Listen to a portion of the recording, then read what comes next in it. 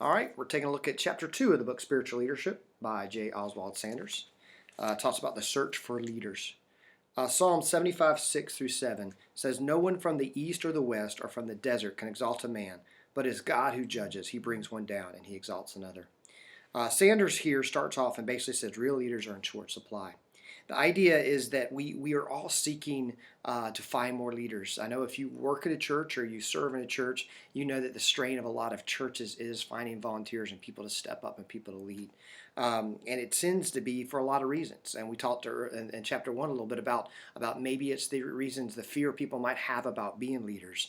And so for us, we begin to see, right, what is it that God sets apart that standard for what a leader looks like?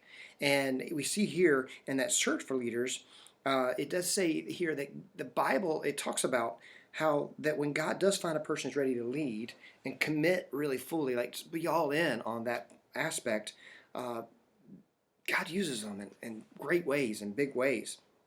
And so for us, we see that to be a leader in the church, we need the strength and we need faith beyond a normal average person. And what I mean by that is we need to learn to depend upon God and who He is, and knowing that just my strengths, my gifts, my abilities alone are not enough.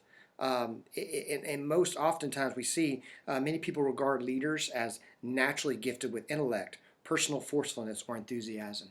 And the problem with if that's all we have difficulty leading people to the heart of God. If it's just about giftedness, if it's just about having charisma or ability to lead people, to be strong leaders. And I use the word strong as questionable because we've mistaken so many times the word strong leader as someone who's forceful or directive or bullying. In effect, in a lot of ways, is because they come in and say, this is how it should be done. That's not a strong leader. That's a strong personality. And there's a difference between a strong leader and a strong personality. And in churches, we need people who are strong leaders who are dependent upon the strength of God and not themselves. And as we begin to do that, we begin to see that God uses those people in mighty ways. And it's not about the size of things we can do. It's about the things that God can do in us. Sanders here says there's really three main things about leaders. Describe them. They need to be authoritative, spiritual, and sacrificial.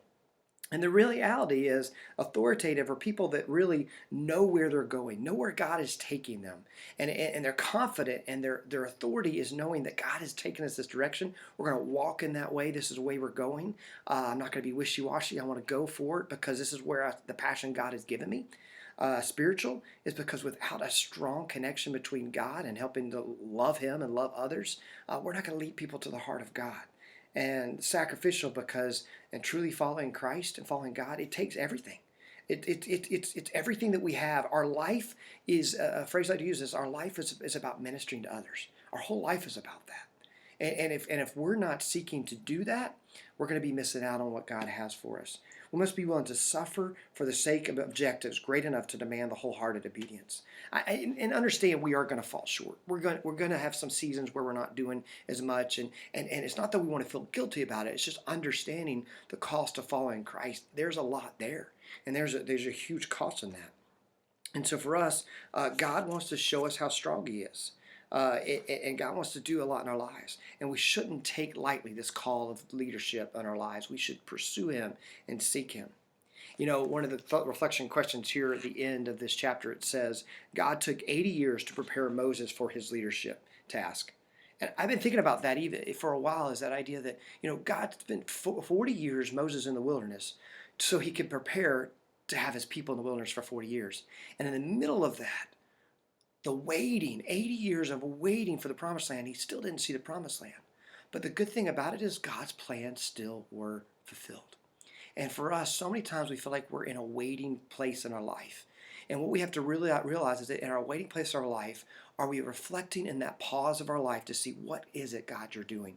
What are you directing in? What are you doing in our lives and pursuing Him? And hopefully as you're reading through these chapters, you begin to see, God, what are you doing? How's this working in my life, and where am I in that pursuit? All right, we'll take a look at chapter 3 next.